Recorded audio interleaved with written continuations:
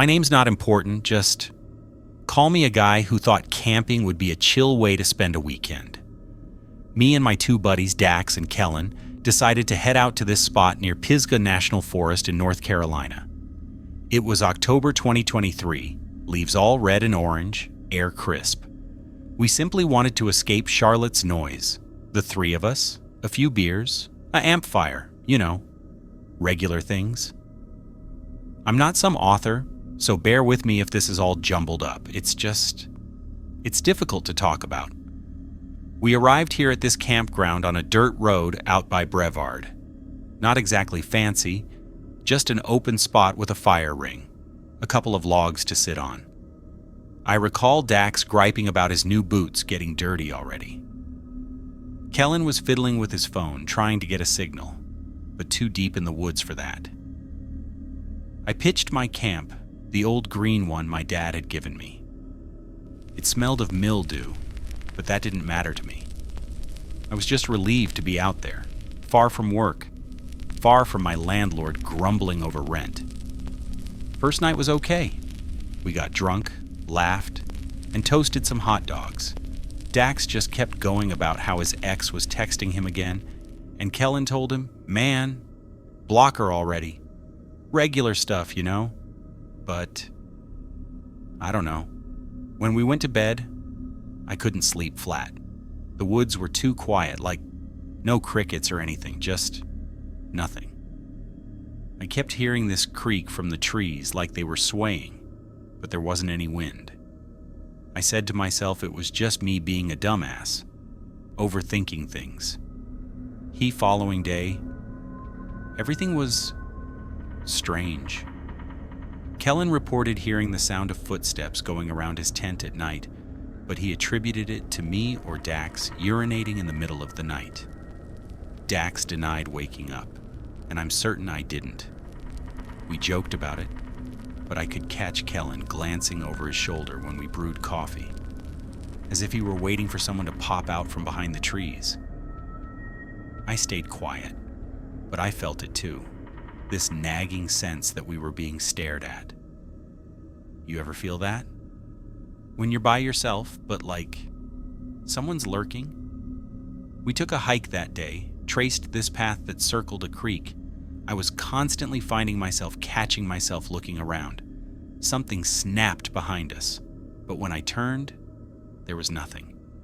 A pile of rocks stacked on top of each other in a weird manner, as if someone had placed them there intentionally. Dax told me it was most likely kids getting into mischief, but I didn't feel comfortable about it. Who is out here stacking up rocks in the middle of nowhere? When we got back to camp, the sun was setting, and I was anxious. I continued to glance at my phone, although it was of no use outside. Reality check that evening. We were all sitting around the fire, and Kellen was recounting this silly story about his co-worker spilling coffee on their boss. In the middle of his sentence, he just froze, staring, his eyes fixed on the trees behind me. "You hear that?" he whispered. I hadn't been aware of anything at first, but then, there it was, a whistling sound. Not wind, not a bird. As whistling a song, slow and eerie, perhaps 50 yards away into the shadows. Dax laughed and said probably another camper, but he quivered. We sat there, stone-like, waiting. The whistling ceased, but now I heard footsteps, crunch, crunch, crunch, like boots through leaves going around our camp. I took a flashlight, my hands all sweaty, and threw it into the woods. Silence, nothing but shadows and branches. But the steps did not back off. They were slow and heavy, as though the person did not care if we saw. Kellen growled, "We should leave." But Dax was stubborn and said, "No way, it's just some asshole playing games with us." I wished to say something to Dax, but my gut was telling me go. I was thinking all the time how far we were from the car, perhaps a mile down that dirt road, in the dark, with whatever was out there. We crouched together, fire blazing, listening. The footsteps would cease, then resume. Closer sometimes, then farther off. Around 2 a.m., I did catch a glimpse of something. For just a split second, a tall, thin shape between two trees perhaps 30 feet away. I shut my eyes and it disappeared.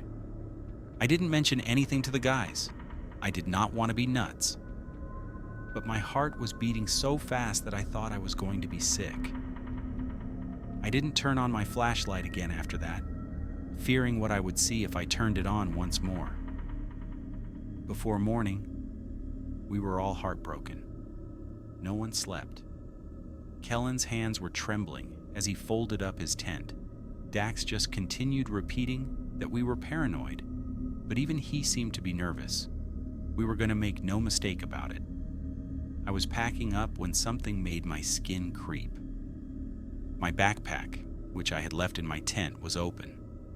My knife, the one that I kept in the side pocket, was missing. I searched the entire area thinking I lost it, but nothing.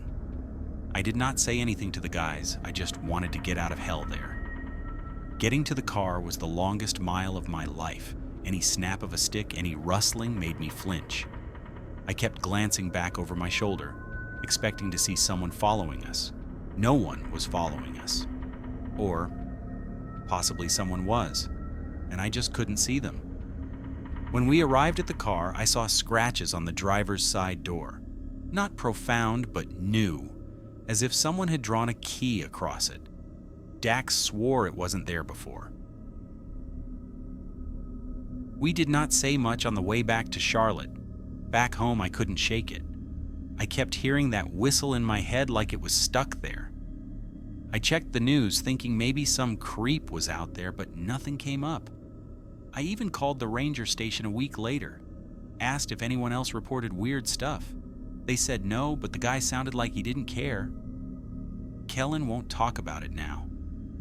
Dax acts like it was nothing, but I know he's lying. I haven't gone camping since. I don't know who or what was out there. Maybe it was just some guy screwing with us. Maybe it was something else. All I know is I'm never going back to those woods. Never.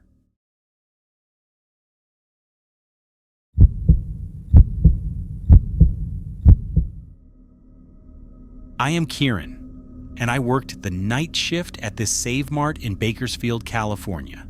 You know, those 24-hour grocery stores? That was my existence for about 6 months or so. The money wasn't fantastic, but hey, I had to have it to go to college.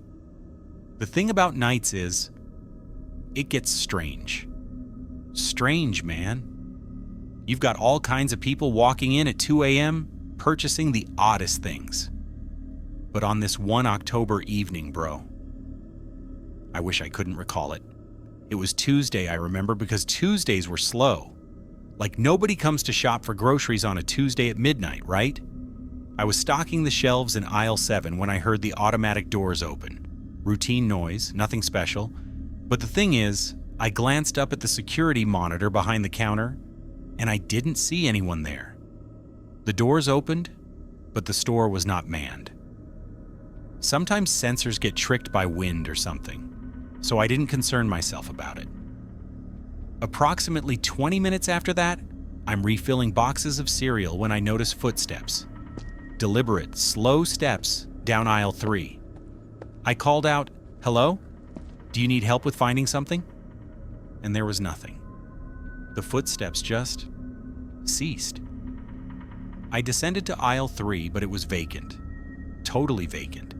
It contained this horrible brown tile floor that creaked when you stepped on it, so I would have heard anyone exit. But no one was there. My supervisor, Dwayne, had gone at approximately 11 p.m., so I was there by myself until 6 a.m. Normally, I enjoyed the stillness, but this evening it was different. The fluorescent lights buzzed louder than they normally do, and I just kept getting these brief glimpses out of the corner of my eye. Around 1:30 a.m., the phone rang. The phone at the store rang very seldom, if ever, at night, maybe once every week at most. I answered and said, "Save Mart, how can I help you?" Nothing, but not silence. I could hear them breathing on the other end.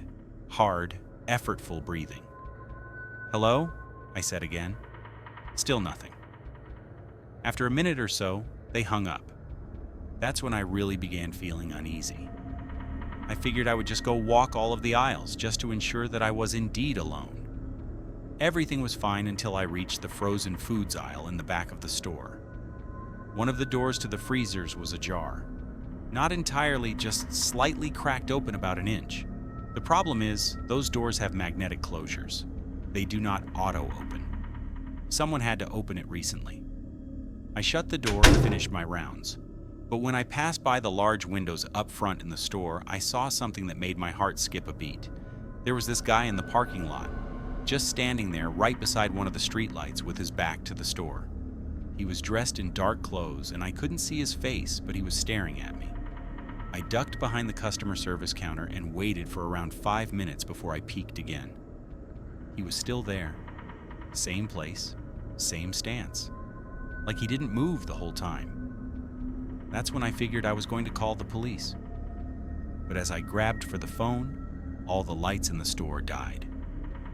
Emergency lights came on, but they were low and cast these spooky shadows all over the place. I picked up my phone and held it above me with the flashlight to proceed towards the electrical room at the rear of the building. The breaker had been turned off.